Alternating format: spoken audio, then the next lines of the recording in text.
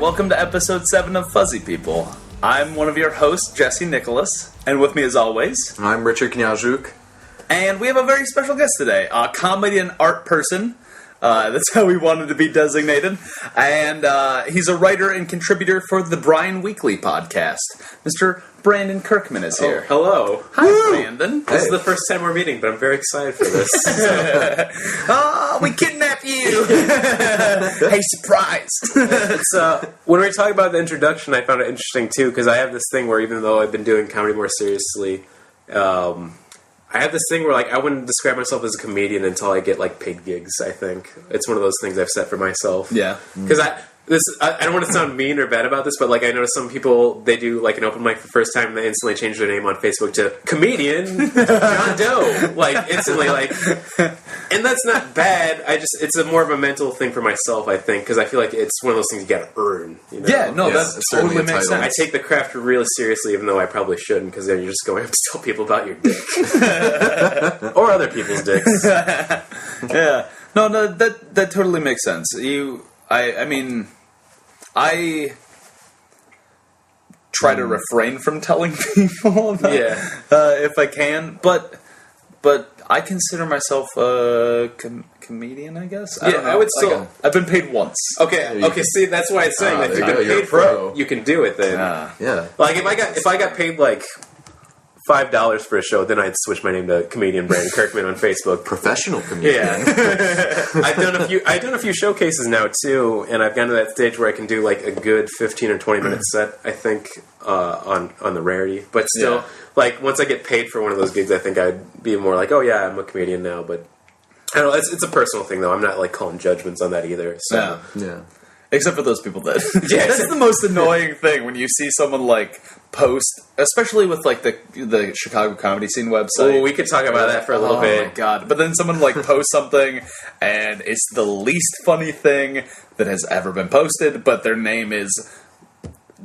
Like you said, John the Comedian Doe. And you're like, fuck you. Fuck you. This also brings up a point. How awful would it be if your name was actually John Doe? Just, you have parents that hated you before you even came out of that womb. Or I wonder if comedian's a surname for anybody. Like, my name's John Comedian. Oh, I bet you're real funny. It's like, no, I just work in stock investments because I hate everybody. My soul's been crushed. Yeah. Early on in Everywhere childhood. I go, tell a joke. No, I'm going to make money and not be funny ever. Dude, what's terrifying, though, is you can see, like, Facebook has become such a big thing that in, like, 100 years... How, like, our last names all mean something to the language from which it came. So, like, comedian is going to be a last name probably because of Chicago Comedy Scene's Facebook page. Yeah, that's such an interesting area because there's so many friends I have that are active on it, and there's a lot of funny people involved, but then there's those weird meltdowns that happen so often. What kind of meltdowns? Oh, glad you asked. Well, this happened, I think, a month or two ago now. Brian O'Shea was his name. Oh, my God. Since he used his name and he was totally being all rapey, I don't feel any bad using his name. I've never met the man. I've heard that he's not a savory person. Yeah. Unsavory. He's not learned about making jokes. He made a bunch of weird posts, like a string of them, so they weren't all, like, working together, but they were all really weird and unfunny things trying to be really funny. And then somebody called him out, and then he started almost instantly getting super racist and then super rapey towards any comedian that was posting that was female. It was terrifying. Like, it was to the point, like, they banned him, and, like, I don't think he'd be showing his face up at any more open mics. Hopefully not, but it was bad. It was one of those frightening things, the reminder of, like, the prevalence of rape culture and all that stuff, which we were talking about a little bit earlier before we started this, too. Yeah. But it was also Time magazine. Thank you, Time magazine. Yeah. But it was also, but, like, I didn't want to click on it, but I did. I clicked, I'll read more of this, and then by the time I got to the end, I was like, why did I read this? I didn't need to know all this turmoil. Morbid curiosity. It's like it's one of those things about looking at a car wreck where you want to look, but you know what you're going to see. You know exactly what you're going to see. It's exactly what you imagine. It's never like when you're driving down, like, the highway and you see a car wreck and you look over and there's just a bunch of clowns doing tricks. Oh, I think that's what some people want. Kids blowing bubbles. Yeah. Oh, yeah. towards the burning wreckage of their school bus. Yeah. No, it's always blood. Yeah. Lots of blood. It is. Oh, man. Yeah, I don't know. I hate Facebook. I hate it so much. But Seems like so true. Yeah. but like being especially in this city, like with the Chicago comedy scene, that's the biggest resource Oh, it's for super like finding big, shows. And so if I were to get off of Facebook, I would lose like I would not know of the weird Memorial Day thing at Dylan Scott's house. Right. You know, like I wouldn't know of these weird party And shows all and stuff, the invites you and know? stuff I get too, like Ian Abramson.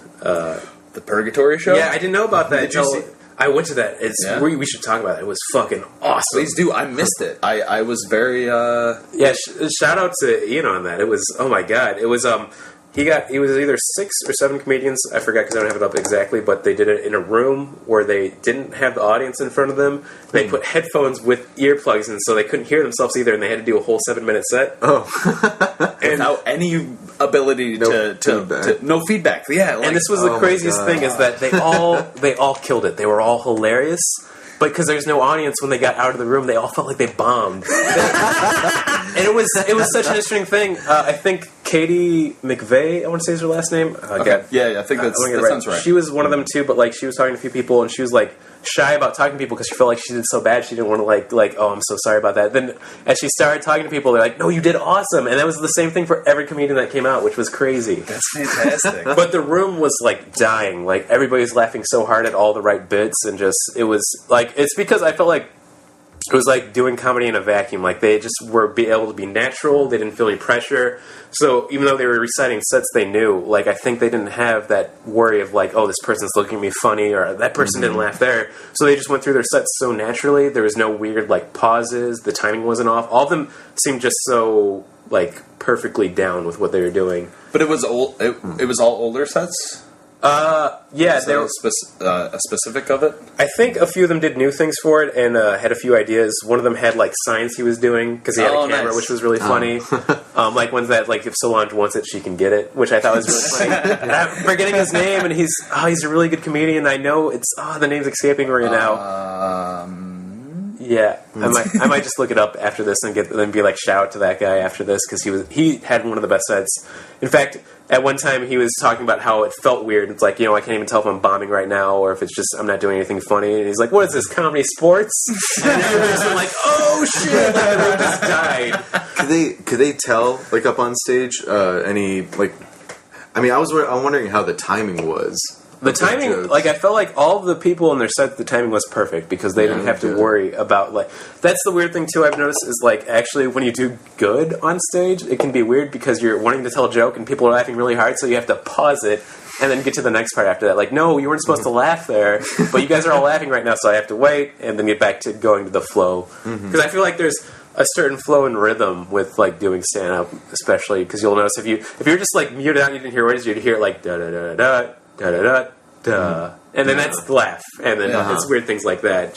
But sometimes with a newer joke, you don't realize that hey, I worded this setup weirdly, and like that'll still get like a weird little laugh, and you're like, I still gotta make that pause, but but retain the energy of like the build, you know, sweet cadence. It's such a weird like scientific thing that comedy actually turns out to be. The more you do it, you realize like it looks so easy, like oh, you just go up and you be funny, which is still essentially the most true thing about it. But then you realize oh, there's so many factors and social things you have to think about, and how you present yourself, body language, and just it's insane. It's why people dedicate their life to the form because it really is an art to me, and it's like there's so many aspects to it. It's so wonderful to try to figure that out because I think the reason that I gravitated to doing stand up and getting more serious about it is I love games, and in the long run, I feel like stand up is just a really fun game you're playing of just figuring out the machinations behind things and like oh, if I put this piece in here, people will laugh. If I take this piece out, people will laugh at that, which is very strange. No, it's that is interesting. It's a very fun game. I'm just saying that I'm a murderous monster and everybody to me is a game piece. That's what I want to say. All you pawns out there. You're all part of my master scheme in the long run. But I mean, I was talking about like how I went to school for art. I got an illustration degree from NIU in 2011, so I do art a lot, and that's one thing I have a passion for is comics, drawing, and illustration. And comedy's been great because I've actually been getting more jobs doing flyers and getting money for that too, which is awesome. So, nice. but it's a similar thing where it starts off as just something fun where you're just drawing and you don't think much of it, but then you realize there's a million approaches of how you're going to do it. Getting better at perspective, technique, during certain like forms, energy you put into the work, and just it's the same thing where there's a million layers, and that's what keeps it really interesting to me because it's like once again kind of a weird game you're playing. So yeah. Everything. I mean, if you could honestly probably break down anything into a game. But, exactly. But comedy is a fun. It's a fun game to play, and I mean, I wish I could draw. I really do. I have idea. Like I designed my tattoo, but like dumb designed it. Yeah, sent it to the artist. It does look good. As all the podcast listeners can see, it looks awesome. Yeah, no, they can tell. They know by my voice. No, but it like I had a rough idea, and I sent him a very shot, like just my version of what my dumb hands could do, and he was like, "Oh no, I got what you mean. I know what you mean." And then I designed it. I was like, "That is exactly what I meant." That's the cool thing about doing illustration is getting people's ideas and turning them into a fully realized thing. It's like a certain magic that kind of makes you glad that you have the ability. But I mean, at the same time, I think anybody should draw if they like drawing because you could get good if you really put the time. But there's that certain spark you have to have for it too. It's a weird balance of things like. And there are some people who aren't that good, but they work at it so hard they get amazing at it. Like people that start off as shit and they're just way better at it than me now because they're just so dedicated to the craft. Like I'm pretty dedicated, but like I probably spend a half hour to an hour each day drawing. But there's people who just spend like 3 hours or more a day, or even I should say more than that even, and they started off worse than me, and now they're like pretty much, their own masters of that field now. So I've seen some great progressions online of just somebody posted up the drawings they used to do as a child, and they're your typical like Cruddy crayon drawings. Yeah, but then eventually, like through the years, like from like 5 to 6 to 7, and into high school, they're already drawing like. Photorealistic hawks with like it's crazy shit reflections like in their eyes of something else. And here's another really weird shout out. I don't even know if you guys will know this one. There's an online comic I really like called Cucumber Quest. I don't know that one. It's cute as shit. I mean, there's no way to sell it. It's like really cute anime shit. So it's really it's going to be a strange grasp for a few people listening to this. But it's done by this artist named Gigi. She just goes by that online, and she posted some of her original drawings, and they're these really cruddy anime drawings from like when she was like I think towards the end of high school or college. And the art she's doing now is amazing. Like downright, she does these color forms where there's like hardly any outlines, and it's just really painterly, and it looks so beautiful, and it's so well done. She's such a good writer too. And it's the same thing where just put tons of time into it, and you can get awesome. And stand-up's the same thing too. Like I find people who don't start off that funny, and then you see them later and they're hilarious. I'll usually ask them like, what changed? It's just simple as like, oh, I started doing like 1 or 2 open mics a night during the week, and then really started killing it. It's a craft for sure. If you put the time into it and you have the right intelligence and mindset for it, you can start figuring out what's working, what's not, and then just hone it like some type of smith forging his weapon. A comedy smith. A comedy smith. Yeah.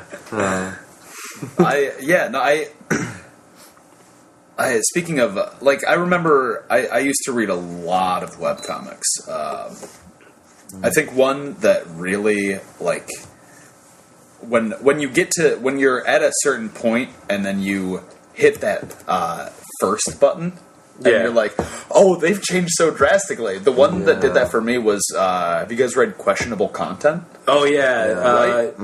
Jock something, I want to say. Yeah, I can't remember his name. But that one, I was like, oh, he's changed so much in the maybe 6 to 8 years that he's been doing it. Yeah, since I've always been involved with art, I was into the webcomic boom in the early 2000s when I was in high school.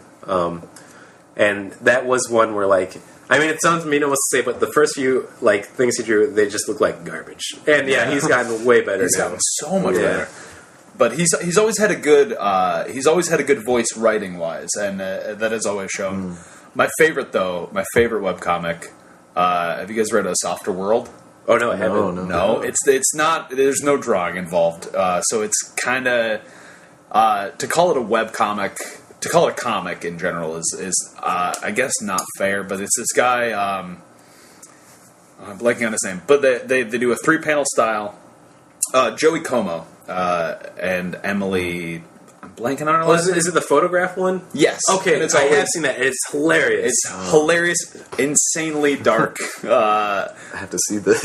you should check it out, Richard. It's lovely, but it's always very like both sides of the coin. Like it's always like the kind of jokes I like. Where like let's burn this shit down because it's fun. Yeah, why not? like the kind of like it's very accepting of everyone, but also like kind of nihilistic. Yeah, I think that's an exciting thing with writing and comedy. If you can take somebody to a very dark place and make it both entertaining and fun, that is the most rewarding feeling. Ain't it? And that's, I think, why so many people take that chance of doing the rape joke, because they want to have that reaction. But They it's want like to get that groan, and it's like you delicate. can do it, but just have a really good joke that's the premise for it, not have rape be the premise. Like, this should be a good... It's the classic Lucy K setup where he talks about, like, if you can tell it if it's a good joke, period. And just... yeah, if it's funny, it's fine. But if it's... there's so many... I only have one, I guess, rape joke. But it's about how if you're a woman with HIV or AIDS, do you worry about it? Yeah. Or do you like that trap is set? Like, if it happens, like, fuck you, motherfucker. Yeah, and it's almost like the ultimate version of the sequel to I Spit on Your Grave or something. Yeah. So, Have you guys ever heard of I guess anti-rape devices? no, I haven't. Which is a sad thing that has to exist, but I'm guessing they exist. It's a horrible. I mean, it's. Oh, you talking about that Kickstarter for like the pants that are like really hard to get off? Oh, no, but I've heard about those. Yeah, man, they're sad. It's sad that there's so many products for this. Yeah, Humans are terrible. Yeah, let's continue. Yeah, it's terrible. Yeah, sorry, it's barbed. It's really. yeah. Yeah, you go in, you don't go out. Oh God. Yeah. I mean, sorry, enough. Yeah. Well, it's a good discussion to have because, like we were talking about earlier, I'm both a feminist and I think there is a prevalence of a rape culture that people aren't aware of. So it's good to make that discussion. But like, it's also very sad and depressing. So that it has to be. Yeah. But you know, if it's one of those things, if you're just making more people aware of it, like, you know, more for equality and more being aware that there's a problem with rape, people will start thinking about it more, which is good. Which is why I also do hate rape jokes usually, because it's the opposite, where like bad joke doesn't work, and it's just like rape, funny, right? Like, no, it's not funny. No. And now If you make a good joke, funny. if you make a good joke out of it, it is funny, but it's because you made a good joke out of a very dark subject. Yeah. So that's very prevalent in society right now. So. Yeah, that was a good place to take. Yeah. How are you doing, Richard? You haven't talked much this segment. Yeah. No. How's life out in the burbs, man? Oh my god. Yeah, so I moved out to the suburbs about 3 weeks ago. What part? Des Plaines. Oh, I like displays actually. Yeah, so somewhere in the reaches of Des Plaines, there I am. And I gotta say, I haven't really spent much time at home. I've just been out in the city, just spending time with my girlfriend who's living at my old apartment. And, and just going to work in the city, and I don't know. But I'm really, really hoping that things will stabilize a little bit. I've been kind of in what do you call it? Just kind of, transitionary. Funk. A transitionary funk. There we go. Where not only are things unstable, but they're also a little bland and funky. Yeah. Yeah. So, still trying to figure it out a little bit, but I am taking the time to read more, which is great. Like, being on the train for like an hour. Got time to kill. Yeah. Pick up a book. I'm reading Canticle of Leibowitz right now. Oh, nice. Yeah. I don't know that one. Canticle of Leibowitz takes place sometime in like the future, maybe like hundreds of years, or maybe even like 1,000. I forget what the time frame is, but it follows this young brother, like a friar essentially, who's living in the Utah desert, and he finds this bunker full of trinkets and whatnot. It's like an old, like, bombed out bomb shelter, and it had some things from this guy named Leibowitz. and there's this huge bureaucracy of like the church. So that's exciting, right? Yeah, and they're always trying to prove like whether or not these items are, these relics from the distant past, which is our present. Are they like, are they holy? Are they like causing miracles or something? And, that's kind of exciting to read about. So love a good dystopian. Yeah, a good dystopian novel. I love those. They're always more excited than utopian. I feel like because everything's going well. It's like what's fun? I mean, come on. Yeah, it's that idea people have of like heaven being this perfect place where they're just playing harps and nothing bad happens. Like, I don't know, man. That doesn't seem like a good concept for things. Yeah, I want to become friends with the guy who's bad at playing the harp. For all eternity. Yeah. I think my favorite like heaven theory was I think it was Chuck Klosterman. He had a theory that like the afterlife is basically a crowded airport. Yeah, so like right. like some people like everyone's jammed in this place. They're trying to get to where they're going, but like some people find it hellacious and they just can't handle it. But yeah, I found it really interesting. Read more Chuck Klosterman, everyone. Yeah, good times. He's good. Mm-hmm. I've been working on the Yiddish Policeman's Union by Michael Chabon right now, which is I'm liking that so far. Yeah, I read The Adventures of Cavalier and Clay. Mm-hmm. Cavalier, I said that funny. But that was such a fantastic novel, and I've been trying to get more through of his stuff. So I read his Novelia, Final Solution, which is also a pretty good one that I recommend. It's kind of like a send up to this old Sherlock Holmes character that has to solve a murder that involves basically Nazis, World War II things. It's very fun. And beekeeping, of course. Nazis and beekeeping. Yeah. Classic. Hand in hand. Yeah. As they always should be. I'm sorry for any beekeepers listening to this podcast. That just but you are Nazis and we dislike you.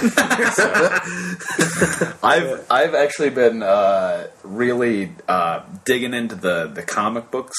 I read a little in middle school, but Ashley Huck actually has been lending. She lent me Old Man Logan. Oh, that's a good one. Fucking A, right? And Sex Criminals Volume 1. Yeah, which was looking at earlier. Oh, it's so good. Also, I've been taking big old bites out of Habibi. Have you guys read that one? That's the one that the guy that did Blankets did, right? Yes, it's that giant-ass book. God, that guy just writes tomes. Yeah. I forgot what it's gorgeous.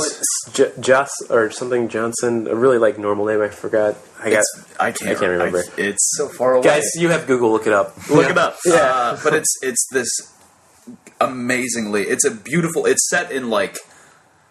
You think it's set in an old world Islamic nation, but the more you pay attention to like the things, like the panels, you're realizing like, oh, some of that junk is old cars. So it's like in this weird, I guess, kind of futuristic. Oh, cool! And so it's like this melding of a lot of different religions, and it's a yeah. I'm like maybe a couple hundred pages in. It's so sad. Because it starts with a woman who is sold into marriage at like 13, and it's so desperately sad. But it is a beautiful story. Yeah, I'll read it because I know Blankets is a really high up there comic that I enjoyed because it's a very similar thing where it's a retelling of the main author's retelling. I think he changed a few locations and names of his first like intense romance with a girl that was really into Christianity and his falling out of Christianity. So it's a lot of deconstruction of his own Christian beliefs and how he fell out of religion. So it's really interesting and a really good uptake. It also got me into a very bad relationship because of that. But I don't need to go into that. So just don't read Blankets and then tell somebody that you're really into them because it's already a bad sign to begin with. When you're reading a breakup story and that happens. But yeah, I wish I could remember his name right now because he is a really great comic artist. But yeah. We should. All right. Let's take a look through Jesse's comics. What's it going to be? Craig Thompson. It's going to be Craig Thompson. Very bland name for a fantastic writer. That's why it's Johnson something John. Yeah, Craig Thompson. So shout out to Craig Thompson. Huge shout out to Craig Thompson. He's an amazing artist. He did one of the covers for Menomina, one of their I know the one. Yeah. Friend or foe. Yeah, which is a great album. That album is amazing. Yeah. I want to high five you, but it's gonna be too loud. Let's high five. Let's do it. There you go. Yeah, I like glancing. That works.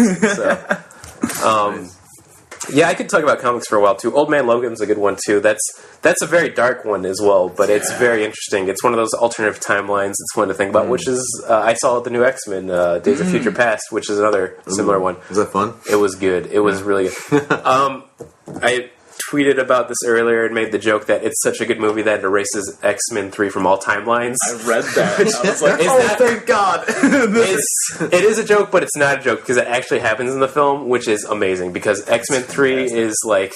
so bad. It's bad on every level. So bad. It's like, let's get all of your favorite X-Men characters, throw them in the movie, they'll have 1 second scene, they're gone. That's it. Oh, great. Like, they could have been in this film, but we don't know what writing is. We just want to show cool mutant powers, and then here's Kelsey Grammer jumping it at Ian McKellen, or I think I hope I didn't forget his name all of a sudden, and that's the end of the film. Yeah. Well, I'm glad that I need to see. I haven't seen a movie, and so I'm bad at seeing movies in the theater. Yeah, you should go to the Davis movie theater. Yeah, it's like $5 matinee, like before. Ooh, nice. 5:30, 6:30. I don't know. You'll have to check, but on on any like good normal day where you have like a day off or a weekend or something, like just stroll on over. It's on Lincoln Avenue, and they always show like about 4 movies, and usually good ones too, or at least what's out. Nice. That could dovetail into what I want to talk about, which is Godzilla. Which anybody who follows me in the comedy scene is groaning right now because I've had many sets about Godzilla. So I I don't want to interrupt, but we are at the end of our first segment. So, a Godzilla movie. Ooh, I like this already. They're going to have to wait to hear more about Godzilla, and we will be right back after this shit.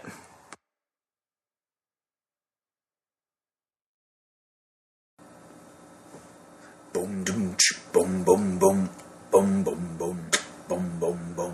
Boom, boom, boom, boom, boom, boom, boom, boom, boom, boom.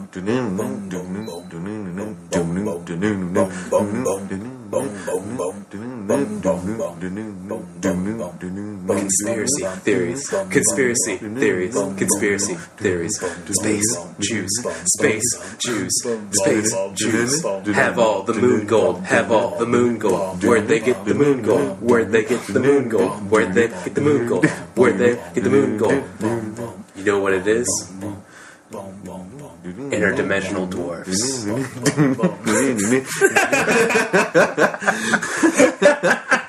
wonder if that was slightly...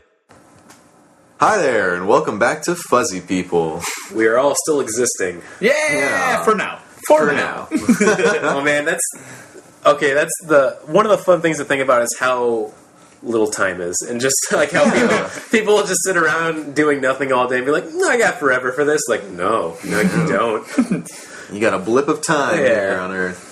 Yeah. Minuscule. I mean, for all as we know, we already might be wiped out, and this is like some type of future cyborg finding this and be like, man, people from this era, we're cray. This is what they did? They just love our slang. Yeah. They held on to that. They obliterated everything else completely, but... Just 2012 era rap slang. That shit cray. The national anthem is apple bottom jeans. Yeah. God, I wish I could hear that just in like a choir. Apple bottom jeans. Jeans. My favorite thing is like the most outdated like white people laughing at rap is that reference because that song is like I think from like 2006 now, 2007. Oh shit, for real? Yeah. We're time moves quickly and unidirectionally, and we're all dying. Hey guys, we're all dying. It's hard. Well, you said you're a big Kurt Vonnegut fan too, right? I love Kurt. I really like with like Slaughterhouse-Five, and then also Sirens of Titan. Dude, Sirens of Titan. Yeah, they're both about being unstuck in time, which is a really interesting idea of like. The ideas of how it would affect a person, with Slaughterhouse-Five, it's a human stuck kind of in the present, but going back and forth. And then Sirens of Titan, it's that one godlike creature that lives, he lives on a different wavelength. Yeah, exactly. He comes onto the planet every so often. And everything's just so, I guess I would say, nonchalant and consequential to him that he's so unattached to things, which is how I feel like that's what I hate with vampire stories too. Is like if they're living forever, why are they still so human? Why do they give a shit? Yeah, that's what I didn't understand about, like, okay, I did not watch Twilight, but... Oh, you're missing out, man. I know, only. If you like Mystery Science Theater 3000, you're missing out. Otherwise, no, don't see I it. wish I could have heard that. I want to hear that recording along with, you know, seeing the movie for the first time. Yeah. I don't really care to see it truly for the first time. Me and my friends are all huge fans of Mystery Science Theater 3000, so we went to go see all of the Twilight movies together, and it was a really enjoyable experience because we'd wait for him to go to dollar theaters when we'd be only the people and just make fun of it the whole time. Nice. The second and the last film are by far the most goofy and fun ones to see if you're going to do it. Oh, yeah. Because there's like wolves making out with wolves and babies Wait, that grow as wolves? and there's Making out. There's babies that grow fast. Yeah. So Imagine those snouts. they have this like vampire secret crazy baby that was born out of being human, so it has superpowers and it matures super fast. But they did this weird CGI where it's like looks adult but it's moving around like a human, and it looks what is it? Non-Canon Valley. I'm trying to remember. Uncanny Valley. Yeah. It's that effect where like this isn't right, even though they're trying to make it look right. And then a werewolf falls in love with the baby, but it's all right because the baby ages fast. But no, it's not. It imprints on it forever. Yeah. It is in love with that baby. Like did like a 5-year-old write that? That's where I'm surprised when I hear like a human adult woman wrote it all. It should be like, oh, and then the werewolf sees the baby, but the baby's a man, and they fall in love. Like, okay, yeah, this is a story, I guess. Why did that vampire go to high school? Yeah. I just don't understand. 1,000,000 times. Yeah, it just keeps going to high school. I wouldn't do that if I was like 100 or 200 years old. Yeah, if I were gonna live forever, I'd be like, hey, get me in that space program. Yeah, I'd try to go to space. I'd be the first vampire in space. Yeah, get to Mars and just be like, oh, this shit's mine now. I have my own like vampire empire going on there. Mm-hmm. Okay, that's the thing with vampires. So we have the set of rules for vampires, but can vampires live without oxygen? Ooh, that's a good question. I don't know. Right? I always hear they can't breathe. Yeah. Like, they don't they just don't breathe normally. Like, Why don't they spoon under their Why nose? don't they live underwater in like some type of Atlantis? That's my question then. Right? Yeah, they should. Fucking. Why would you be bothering with dumb humans if you could have a cow farm just for the blood and then just fucking live elsewhere? That's the weird law too of like if they can drink human blood, other blood. There's too many vampire questions in this world. Yeah. Getting back to Godzilla though, the new Godzilla film is fantastic, but it's also it's really has a lot of people divided. I know a lot of people really disliked it too, which is I could understand because it has this weird thing going on where they try to get like this human element going with the characters, but it's also following Godzilla. And there's other monsters in the film too, so there's a big monster fight. Doesn't really spoil anything. That's what I got really excited about, and it's really awesome in fight for it. But I think some people were upset about the plot not being good. I've seen 26 out of the 28 Godzilla films. You should not be worried about the plot when you see a Godzilla film. It should be big monsters fighting monsters, and it's awesome. Like, I mean, that's not the point of a Godzilla film. Yeah, we live in a generation where everybody wants the next film to be Citizen Kane, which is kind of weird. Like, every film should be the best ever with the best plot and best writing and filmography, and it's just like, I just want a Godzilla film. It's just like, and they did a good job delivering that. And I haven't seen a lot of Godzilla, but like, I think Pacific Rim was a good thing for me. Where I was like, why are you so worried about the storyline? Like, this is monsters versus robots. Just enjoy it. It's great. With the group of comedians I usually do stand up with at the Pressure, we've talked about Pacific Rim so many times and made fun of it because we love the film and we love that people didn't like it, and they would say things like, oh, I just went the film. It's just giant robots fighting monsters. I'm like what the fuck did you want? That's what you... Did you want to go in and it was like all of a sudden Benjamin Button starts? Like there's this reverse aging baby? And like, no, what did you want from this film? It delivered exactly what it said it was going to be. It's like battles. Yeah. That's the thing. It's like I didn't see it in theaters. I'm bad at seeing movies in the theater. Mostly because I'm a poor person, but also I just I watch a lot more TV than I do movies. Unfortunately, I love movies, but Ben Smith actually, like, after... Ben Smith was going to get mentioned in this because we're all Ben Smith fans, I think. We had a sketch writing session, and then he was like, "Hey, you guys want to watch Pacific Rim?" I was like, yes, you have a giant TV and I've never seen it, so yes, let's do this. Sounds perfect. Me and Ben Smith have been causing the comedian Logan Nilsson a lot of pain over the last few months because of our love of True Detective, and he literally just starts groaning when we mention True Detective. Watched it yet, So, or? Logan, if you're listening to this, let's talk about True Detective some more too. Did you guys see True Detective? Yeah. I have not. This is so many Should I weird. hear about that? This is no. I won't ruin anything. I hear about fitting. I won't go into the plot at all. Then, but do you like H.P. Lovecraft mythos stuff like that? I haven't. I've only read a little bit of Lovecraft. I just started Lock and Key, actually. Okay, yeah, that's a good one for that. Yeah, so I love that. That's my. I like the weird stuff. It's one of the few series I've seen that do it really well, where they take that crazy elder god mythos, like they have this thing, the King in Yellow. It doesn't spoil anything of the plot, which is basically like an elder god that was made by Robert W. Chambers, another writer like H.P. Lovecraft. But they keep it so light, and they don't give you too many details throughout the whole series that you can make your own decision on it, which is awesome, because I think the problem a lot of things based off of H.P. Lovecraft and those have is that it's just in your face. Heavy-handed. Yeah, okay, they've summoned the elder god, everybody's gone crazy then. Like, there's no fun mystery to that. Like, you know, like, could it be real or could it not be real? That's what I kind of like the series plays around with, so... So, man, we're hitting all the pop culture points, I feel like. True Detective, they just hold off on it so much. Yeah, you're right. They just... you wonder about it. And yeah, but it's so open-ended unless you make all these fun theories over it, if it was a real thing or not. So that's the problem of having it all there. Well, by the time that I watched it, all the episodes were up. Yeah. So, I mean, there isn't this week-by-week mystery and, like, you know, going through the rounds at work and friends and asking them, have you seen True Detective yet? You know. Which is like, when that was going on, it felt like you were in a death cult. Like, you'd say, have you heard the good word, brother? It's, man. Going back to where I usually do like stand up for both like the showcases and open mic at Pressure, which is like a North Side location down in Clark. Because I talk about Godzilla, a young comedian there named Steve Malloy. He's just 18, but he's fucking Steve. Yeah, he's fucking talented. Very funny. Yeah, I think he's going to do awesome, and he's going off to New York for college. I'm like, dude, I wish him the best of luck. He's yeah, very funny. But he jokingly told me like you should just do a set about all the Godzilla movies, and he said that jokingly. But I'm really considering going through every Godzilla film, going over the plots, and talking about my problems with it, but also why I enjoy it so much. But that would just be torture for a lot of people at this point. You thought about maybe going up in costume? Yeah.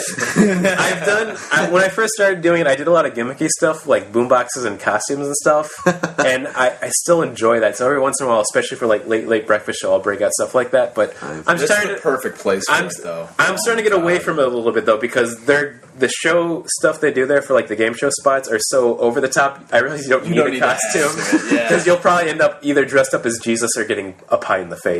So my costume's ruined. Oh no! Yeah. Wait, weren't you for the Easter one? Weren't you Jesus in the lucha mask? Yeah, I went up with a luchador costume because I thought it'd be funny, and then I got a game show one, which was to be dressed up as what they called Comedy Jesus. Since they couldn't afford to crucify me, they shot me with a gun, and I had to lay down for 3 sets with a blanket over me, wearing a luchador mask with a Jesus beard and like a robe thing, and then I was woken up on the 3rd set to do my own stuff, which was brilliant and hilarious. And God, I love the Late Breakfast Show so much. It's the greatest. I think we even like we're all up on them nuts when Blake was on, but like Late Breakfast is the pinnacle. Like that is the most fun. It makes my month every month. Yeah, it does. It makes me really happy. So when does it happen? Once a month? Once a month. At the I think Hideout. is it the first Saturday? First Saturday, usually. They had to push it back because they had events going on, so it was the second, I think, Saturday this month. Okay. Yeah. And they'll have it, I think, next week, June, like, 7th or something. I don't know. Yeah. Calendars, they work somehow. There's It's dates the on them. greatest. Yeah. And the best part is that you can tell that they put so much love into it. They want it to be fun. Because all the mics, most of the mics in the city are just comedians telling jokes to a bunch of comedians who have their head in. This is like something completely different. It's his own animal. So I guess shout out to Tyler Jackson and Danny Maupin. So yeah, hell yeah. Those motherfuckers. Yeah. Tyler Jackson's an interesting guy. I haven't really got to talk to him that much. I'd like to talk to him a little more because he does a lot of crazy things like this St. Louis show I see every once in a while that he goes to, I think, where it's like roast of like iconic pop culture characters. Yeah. And he always has this crazy costume idea for it. And I keep seeing pictures. Wasn't one of them like roast of Barbie and he was like a Rubik's Cube? Yeah, and they had one where he was, they did a roast of RoboCop and he was Mr. Pink or one of the guys from Reservoir Dogs too. Yeah. Oh, cool. Yeah, he seems like a pretty cool dude. He is. I kind of so Saturday night after Yeah Buddy. Yeah. Yeah Buddy was fucking awesome. That's another great show. Shout out to Yeah Buddy. Yeah, buddy. Yeah, buddy. Went to that, and then everyone was like, let's go to Estelle's, this 4 a.m. bar. And I drank a lot of the...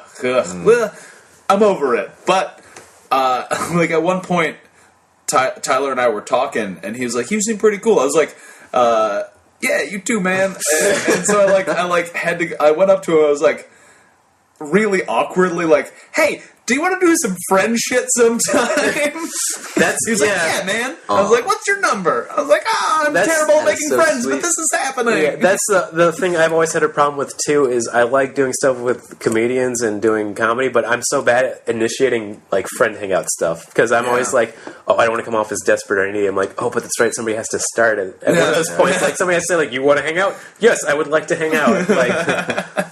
But I think it's that thing of growing up nerdy, because I was super nerdy, and I always, like, I did have good friends growing up, but I wouldn't, get out and do too much. So I always would feel like I'd be desperate if I asked anybody to do anything. I'm still getting over that, I think, in my mind. Me too. My thing, my parents always raised me to not invite yourself. Yeah. And so I'm always like, if you guys invite me, that's fine. But I don't want to be like, hey, can I come? Yeah, because also in social settings, that's the worst. Yeah. Hey, guys, let's hang out. Like, no, let's not hang out. Well, I got a great place where we can all go and bring our new friends. Ooh, where that? Death cult. Yes. Let's meet in the cave. Oh, this is okay. Yes. Yes. So now that summer is kind of on, and this, we just had our Memorial Day. We're still in the throes of it. We are in Memorial Day. Yeah, and pretty much all weekend it's been like, I don't know, fucking like 80 degrees, right, or something like that. And it's May. It's only going to get hotter from here. So, in order to just fulfill the summer gospel of being outside and having fun, and our Lord and Savior Jesus Christ, and hanging out with the Lord, baptized in the waters of water gun. Well, Jesus won't like this one. Water gun war. Yeah, we're gonna have water gun wars in the park. Richard just brought this up, like, outside, and it made me so happy. I was like, no, we're talking about this on the podcast today. We have to do it now. I was really excited to hear about this because one of the most fun memories I had from, like, my college experience was some good friends. Their parents were moving out of their house, and it was a huge house. So they had it abandoned, and for, like, 2 nights in a row, we'd do it very late when it was dark, turn off all the lights, and we'd have Nerf gun wars. We were all very good about the honor system, which was nice. So it felt very honest and all that. But basically, no lights. You had Nerf gun. If you got shot, you were out, and we would see who would be the victor each night. And we'd do like round after round. I've never sweated and had so much fun with males where it wasn't gay sex.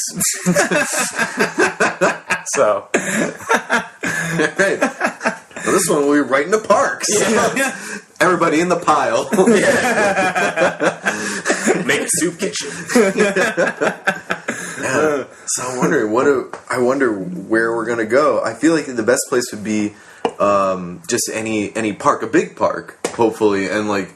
You probably don't want to run through like some little league game playing, and then all of a sudden they're a pack of like 20-something jackasses going through with water guns. They'll be like, "Aren't you guys adults?" Like, whatever.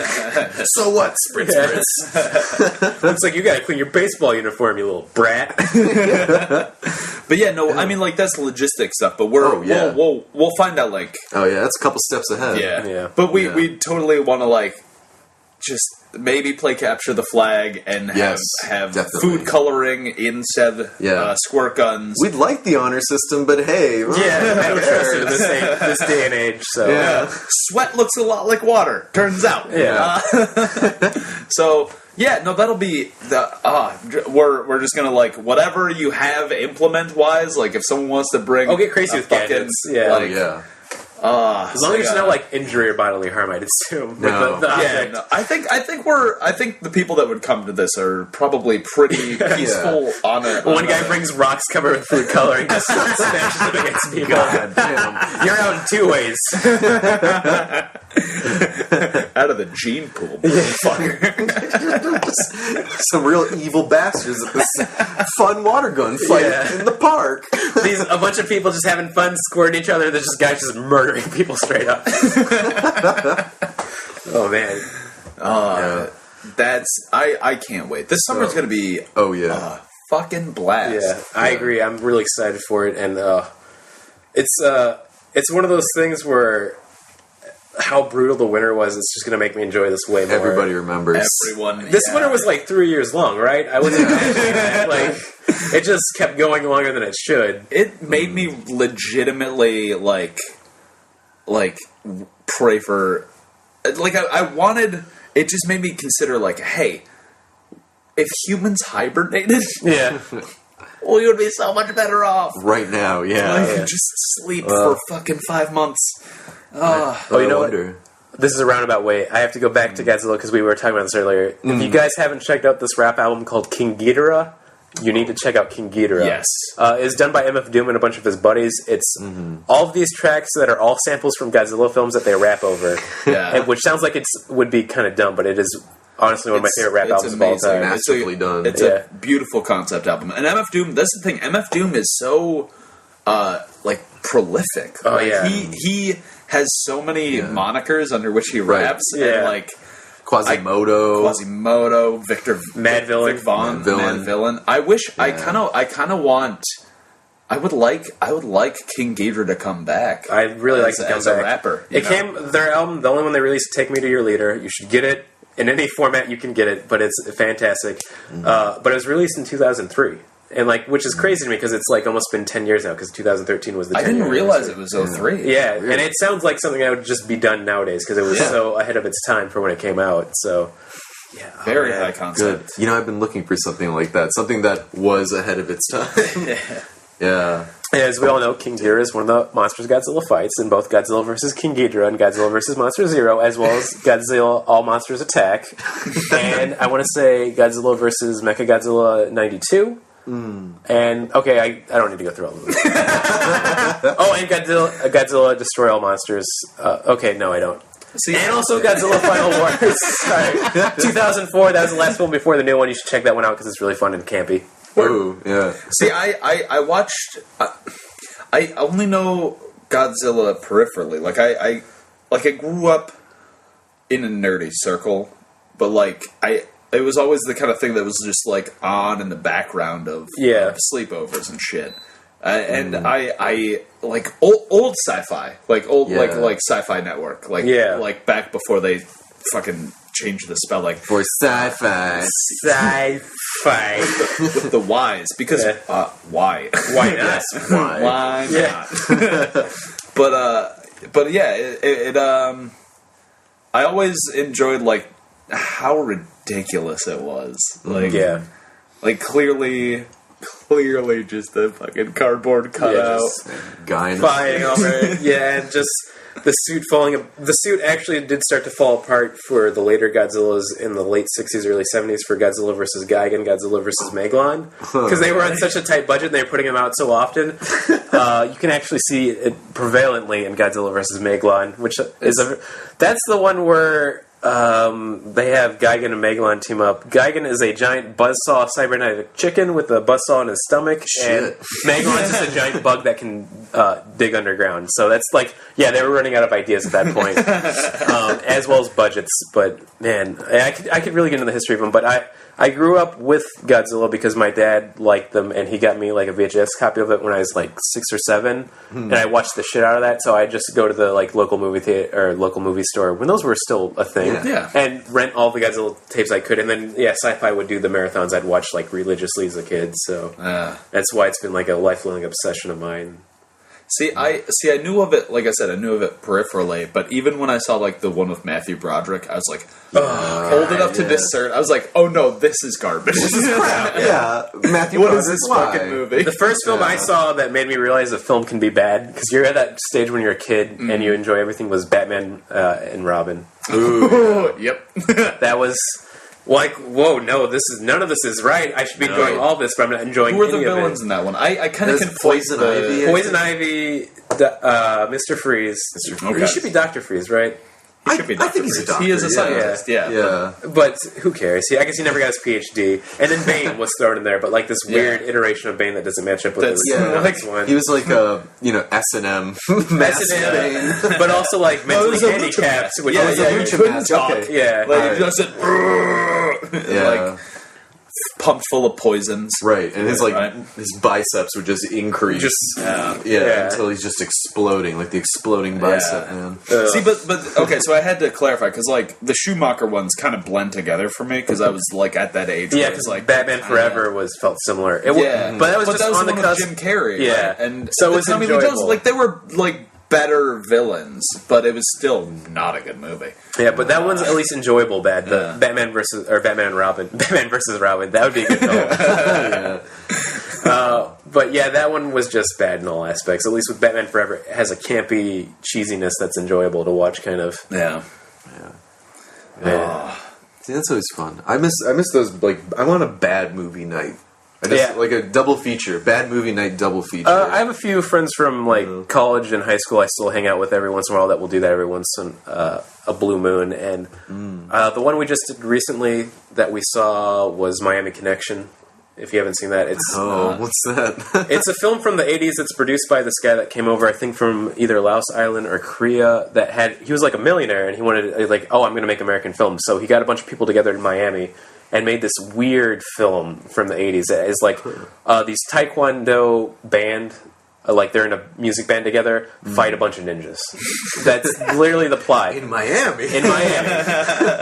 But they start this weird turf war. Somehow cocaine gets involved. Nothing makes sense for the plot. Everything's over the top and ridiculous. And there's this weird tonal shift where they start off as this fun-loving group of guys where it's like, it could almost be a Scooby-Doo gang. Like, we do Taekwondo and we play in a band. And then halfway through the film, they run into the ninjas and they start killing them. Like, mercilessly, like, breaking their necks, running them through the swords. You're like, where did this come from? It'd be like if you honestly saw the Scooby-Doo gang unmask the guy and then shoot him afterwards. You're like, you can never do crimes again. We're vigilantes, motherfucker. And just, bam.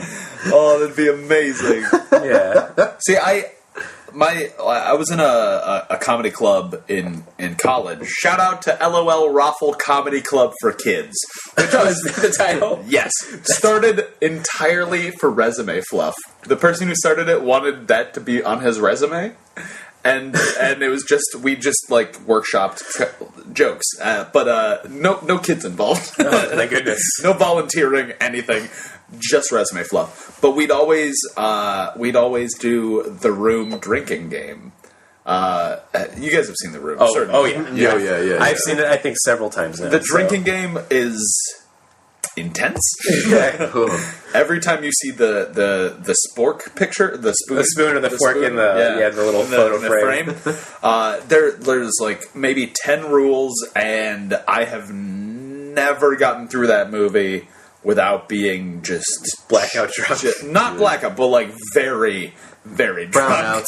Yeah. Anytime they say, "Oh hi," I'm guessing. Oh hi, Mark. Oh hi. Oh hi, doggy. You're my favorite customer. Scene over. That's wow. Oh, that is a classic. Yeah, I wish I got involved in comedy earlier, though, like in college and all that, because I just started doing improv, too, at I.O. Shout out to my teacher right now, Tara DeFrancisco, who is one of the most inspiring human beings, I can honestly say. But I'm really loving it and doing all that, but I'm like, why didn't I get involved with all this stuff earlier? I'm 28! Oh, no! But that's the nice thing is also with comedy, you can start later, which is kind of good. You don't feel this weird pressure. Because people of all ages are doing, like Stephen Millay, who's 18. And I know people who are in their 40s starting it. And then, like, people who come back and go, like Wade, who's a good inspiration, too. So, oh, God. Let's shout out to Wade Herder. Shout out that to dude Wade. is a staple in the Chicago comedy scene. I like every time I see him, it's just something like it's not always a different set, but because he ad libs so much and just it's very entertaining. You don't know where it's going to go, but it's always very funny. Yeah, you have no idea. Oh, I'm going to talk about how I got struck by lightning tonight. Like, okay, yeah, we're going there. Is it going to be full of malaprop? Yes. Yeah. Thank you, Wade. You know, guys. You know. Sorry, You can't not. Yeah. He starts a high-pitched voice? Or? He doesn't, but he starts off. When he talks to you, like, when you talk to him one-on-one, he's great. He's genial. Sure, He's maybe a little mopey. Yeah. But when he gets on stage, he is viscerally angry. Yeah. He just starts off with, this thing is pissing me off. Yeah. And, like, it just goes right into it, and you're like, oh, fuck. People say I gotta be doing this, but you know what? Oh, God, it's great. I've enjoyed every set of his I've seen. I can honestly say. Well, honestly, when I first saw him, I was like, I don't understand. But, like, he grew on me so quickly. Quickly. He's great. I think that's a good spot. We're going to end this segment, and we'll be back right after we start some arson stuff. Fire. Yeah. Burn it down! Fire burning on the dance floor. What? That's a song, right? Yeah, it's got to be a song. We'll make it a song.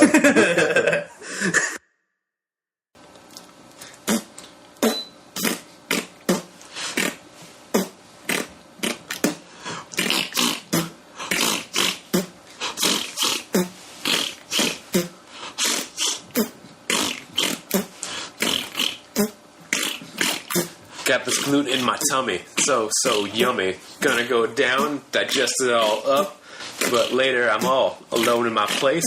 Now it's coming straight out of my butt. Farts. Welcome back to Fuzzy People. It's game time. You guys know. Last segment is game time. First up, we're gonna play a little round of Questiny. Questiny is a game that we play.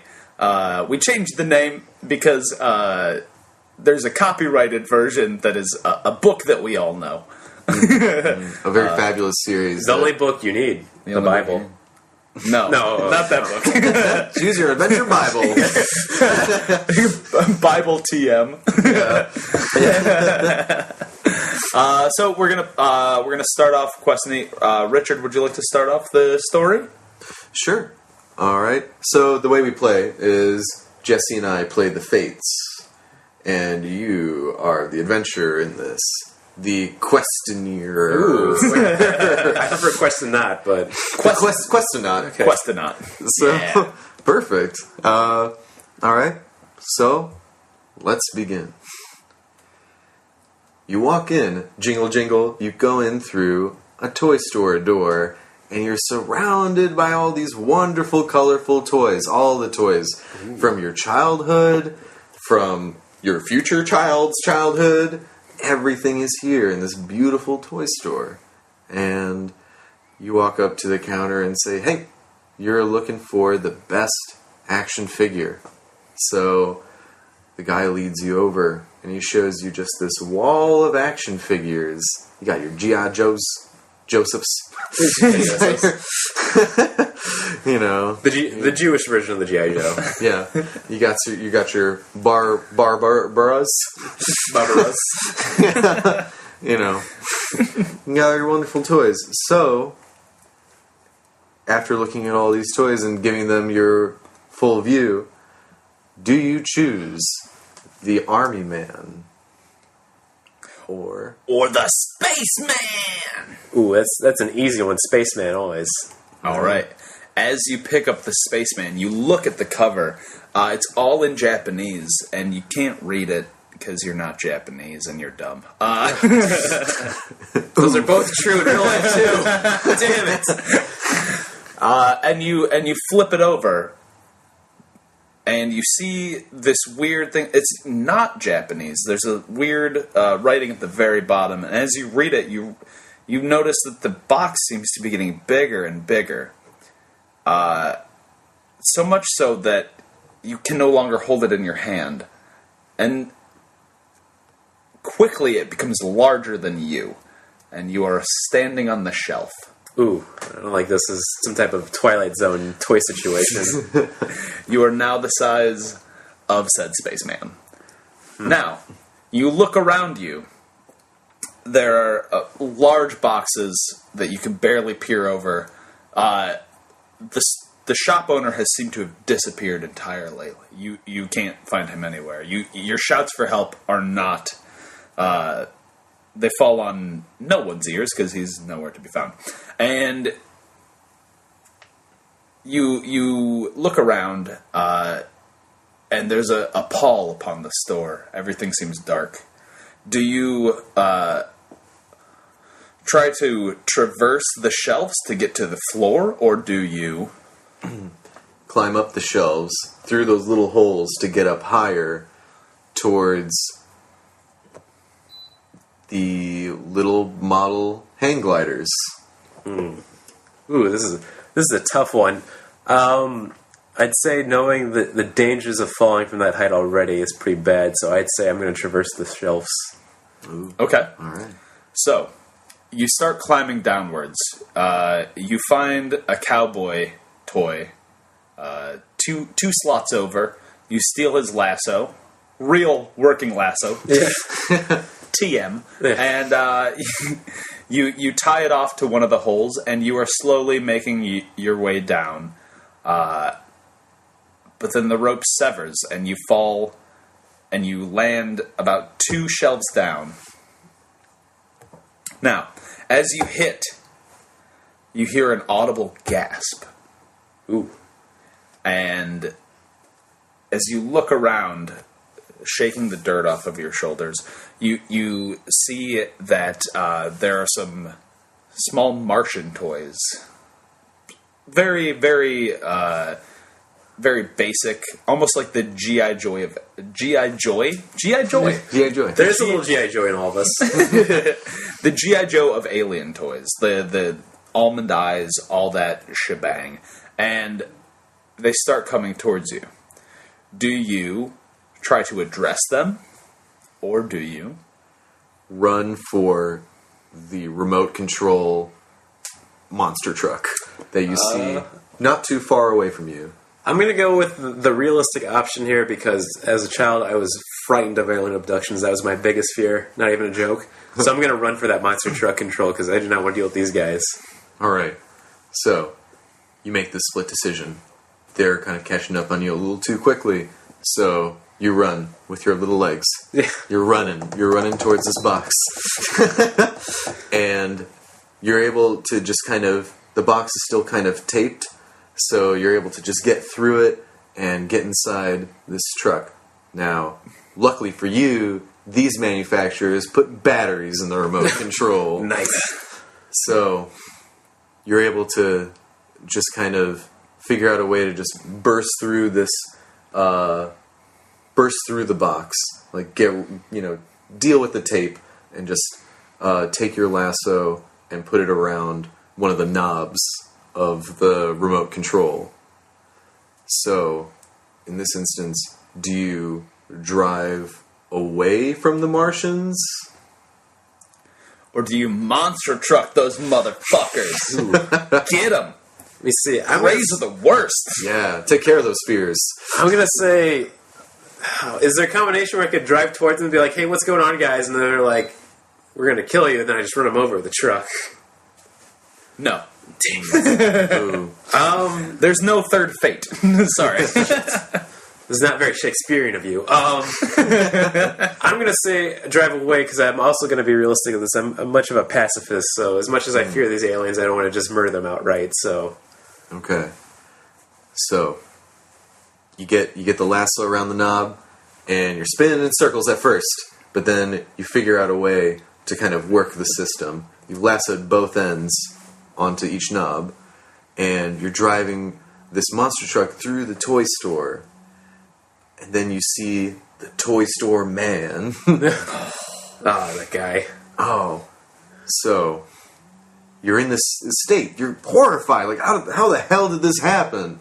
So, are you going to drive towards him and maybe even like run over his foot to get his attention, or do you try to avoid him and go straight for the door? Well, since I'm in this magical setting, I feel like the combination of Twilight Zone, Are You Afraid of the Dark scenario, I have to go and try to get his attention because he might be some type of master of fates here, I should say, of controlling all this that's going on. So I'll run his foot over, risking that he might just stomp me to death or do something even worse. Okay. So, you're driving towards him, and he's just this massive figure in the distance, what it seems like. And then, as you're just nearing him, he doesn't really notice you. He's really oblivious, apparently, to this remote control car driving itself, seemingly. And you see him walk away. Why? There's a jingle at the door. There's a jingle at the door. So, do you... and you see these Martians have not stopped following you either. Like, there's this horde of them. And what's this toy store clerk doing? I mean, like, this whole store is running amok. So, do you continue to try to get his attention? Or do you make a break for that open door? This is... I'm a very boring fate today. Yeah, me too. Sorry. As most fates are, though. It's like, do I get up and eat a sandwich or do I keep sleeping? So, coffee or tea? Oh man, this is getting harder now to decide. I'm gonna try to get his attention still, I feel like. Still? Alright. So, you run over, you clear a path and you get over to where he is. He's standing right behind where the counter is, and then you run over his foot, and he goes, "Ah!" Typical. So, my weak feet! What are you? And this jingle at the door, there's a man walking through. He doesn't really notice what's going on. He doesn't care that the toy store man is riffraff compared to him. So the toy store man picks you up and says, "What are you doing here?" And then you say, like, "Hey, this fucking thing happened to me. Can you fix it? God damn it." Pretty crazy, right? Yeah. And before he can discern what you're saying, the man that walks in says, "My daughter needs a nerd doll." Oh no! And he says, "Oh shit, I've got one right here. You got sold for $10.50. Yeah. Now, you are placed into a bag. You are in said bag. The crinkling is deafening as he walks you out to his car. When you come to, you are being presented to a little girl, where she promptly puts you in her dollhouse, and there you stay. Oh man! Forever! That was Questing. And smash cut 2 credits. I'm not surprised at all because in all of the TM copyrighted title, whenever I played those as a kid, I'd always end up dead. Because I would always play so honestly to my intention of what I want to do, and all those, it's always, you have to do the most crazy idea, like, grab a sword, fight a pirate, like, but I'm just in a bank right now. And that's like the only option for getting the good ending. Otherwise, you end up like turned into an alligator and then being, I don't know, eating by Indians or something like that, right? Or Native Americans. But these were the 70s when they came out, so you know how it is. Space Native Americans. Call back. Oh, that was a fun round of questing.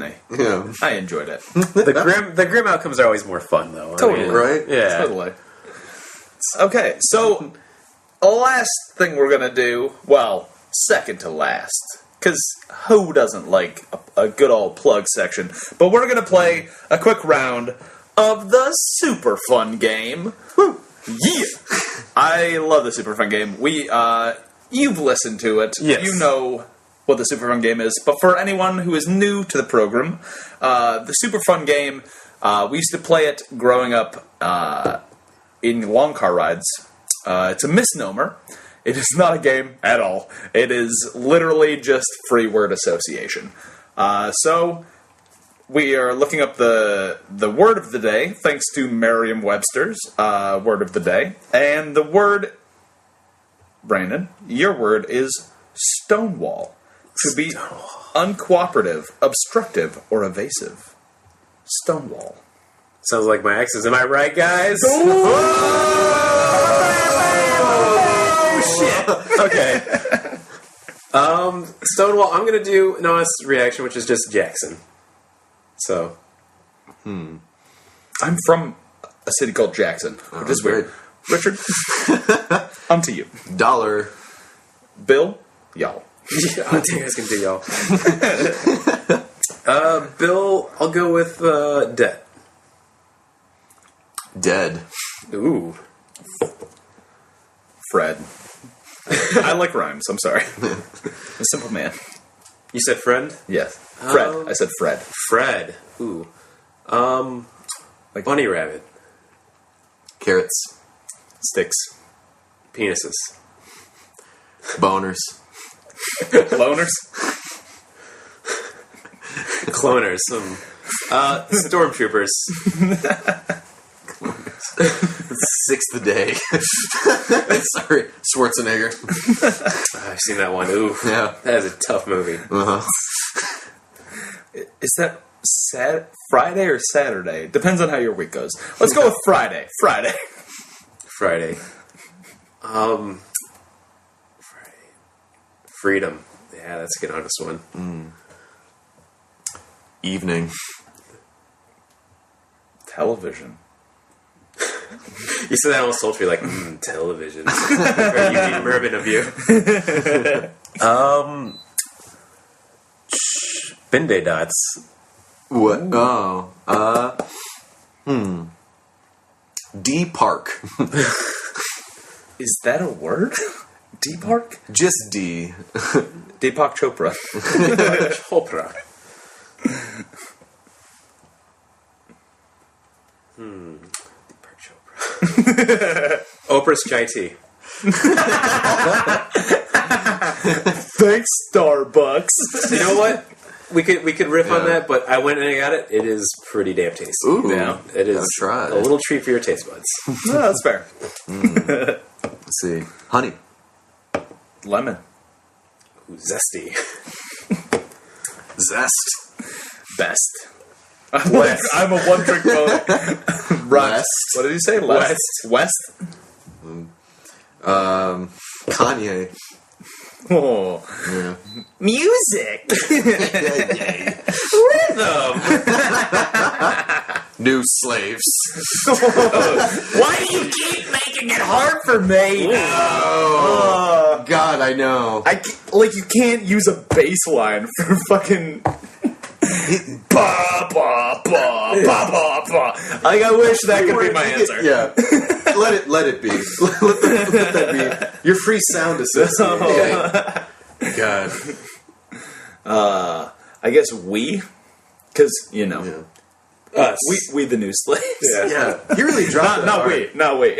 in Yeezus. He just it's like he just revealed it, like, we the new slaves, and then a bass.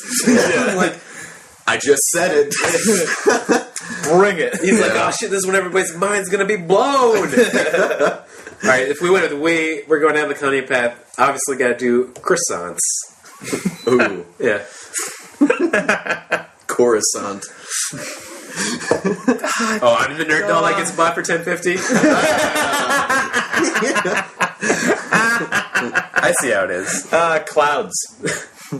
I know what's up. Fine, I'll continue this. Billy D. Williams. Yeah. Lando. Cobra. Commander. Wait, no. Sorry. I'm sorry. Reverse? I just got my hood card revoked. Colt 45. Oh. My mistake. There we go. Colt 45, not Cobra. Oh, yeah. But that's still... Oh. What was yours? Colt 45, and I went Commander. Colt 45 Commander. That is a great rap name I'm going to have to use in the future. That's not bad. Can I say Kill? Finish that one off. I have to finish off Kill? No, I do. I don't know. Colt 45 Commander Kill. That's the rap name right there. I think that's the game. I think we can't beat that. Colt 45 Colt Commander Kill. Guys, thank you all for listening. This has been Thank you. a very fun episode of Fuzzy People. Thank you, Brandon Kirkman, for being here. What would you like to plug? Thanks to you guys first. I got a few plugs. This is going to come out after the Pressure Showcase, but it's usually once a month at Pressure Billiards down North Side, down Clark. Usually run by Logan Nielsen, Ben Smith, my two comedy pals forever, I hope, unless I end up taking one of them out and become more powerful. Yes. That will be going on this Saturday, so it's going to be missed, but it's usually at the beginning of each Saturday, I think, each month, or towards the middle. We kind of changed it up. Also, shout out to the Brian Weekly, the other podcast I work with. You guys should check them out. Just type in the Brian Weekly. It'll bring it up automatically. It's very fun. I've listened to a couple episodes. I enjoyed it very much. It is a radio show that has very Tim and Eric-esque aesthetics, so it's these stations being flipped through, and they're all very weird public service announcements and stuff like that, so it's fun to listen to. When you told me that people from my school, I went to U of M, they had it was a mag called, or a zine rather, called The Gargoyle, and your cohorts of the Brian Weekly are from The Gargoyle, right? Yeah, that would be Chris Jocks, Kathy Fisher, I think those are the two. Oh, yeah, and Max Eddy. And they're all over the place now, like one's in Michigan, one's in Colorado, and then one is in New York right now, so... Nice. Mm-hmm. So it's a fun collaboration, a lot of good minds working together. Also, shout out to Dave Metz, just because we mentioned it. I don't know if that was on mic. I don't think it was on mic. But so many times off air. Yeah. Shout out to Dave Metz, because he's the personification of Detroit. Yeah. So, which, anybody mentions Detroit, I instantly just see his face now, just looking right at me. Dave Metz! I can't do it. I can't. Blake Burkhart has a phenomenal Dave Metz impression. It's a little too Harvey Firestein, but it's all right. that's good enough. And then my favorite thing is Dave Maurer and Dave Metz together in a room, because no matter what's going to happen, it is going to be beautiful. Oh my god, that's joy just waiting to happen. I think that might be it for shout-outs. I got all the shout-outs to the Pressure people, I think, and then Tara DeFrancisco for I.O. because she's such a wonderful human being that I'm really enjoying taking classes from. Shout out to Mankind, guys? Yeah. Human. Because we were getting down on them so much here earlier. They've done some good things. They made alcohol. They invented Go-Gurt. Safer than water sometimes. And they invented... I want to say... Oh, no, we didn't make bananas. So, what? Fuck Mankind. I'm about things that give me potassium that come from nature. That's a weird note to leave on. Richard, you're on Twitter, correct? I know you are. Yeah. Oh, you are? I gotta add you. I visit? Yeah. Yeah. No, I come there here and there. Let's see. He dabbles. Yeah, I dabble in tweets. Yeah. Birds come to me, whisper in my ear. Then I say, get the fuck off. Why are you pooping? God, the cartoon birds are back. Yeah. They're hashtagging shits on my shoulder. Yeah. I am trimming balls. I'm at Kniazuk, at Kniazuk, and I got the only one. Only 20 Kniazuks in America. Who knows? Maybe some secret ones in the desert. Yeah. You never know. You gotta watch out for them the most, though. Yeah, desert Kniazuks. They're shitty as fuck. And you can find me on Twitter, because I'm unemployed. At Jesse Nicholas, JESSE NICOLAUS. It's a motherfucker to try and find if you don't know the spelling. Yeah. And you can find us at machineculture.com. and coming soon to iTunes. We keep promising it. It's going to happen very soon. It'll happen. And I got to follow both of you guys, too, because I'm a big Twitter person, too. And you can follow me at Kirkman Brandon. It's just my name reversed. Kirkman is spelled like it sounds, so Kirk and man, Captain Kirk, and then a man, and then Brandon, Brandon, not Ian. Those are fake Brandons. Don't talk to them. They are terrorists. Hell yeah. So follow, enjoy our what we type while we're pooping. Yeah. And also, mine has a link to my Tumblr that has all my art if you want to see the art I was talking about. Oh, hell yeah. So check out Brandon's stuff. Let's see. We have Haymaker. That's a story building game. Check it out on the website. Yeah. We're doing it one sentence at a time. Submissions highly suggested. If you'd like to be a part of it, please do. Special thanks to Mike Megan for letting us use his song Neo Ritual as our intro and outro music. Fantastic. If you like what you hear and want to hear more, go to RXM Reality on Facebook and SoundCloud. I think that's it. Yeah. And then, as a wise man once said, kill people, burn shit, fuck school. Yeah. Let's do it. Yeah. We love you guys. Go kill people and burn shit and fuck school. Fuck school. Tyler, the creator. What is going on up there?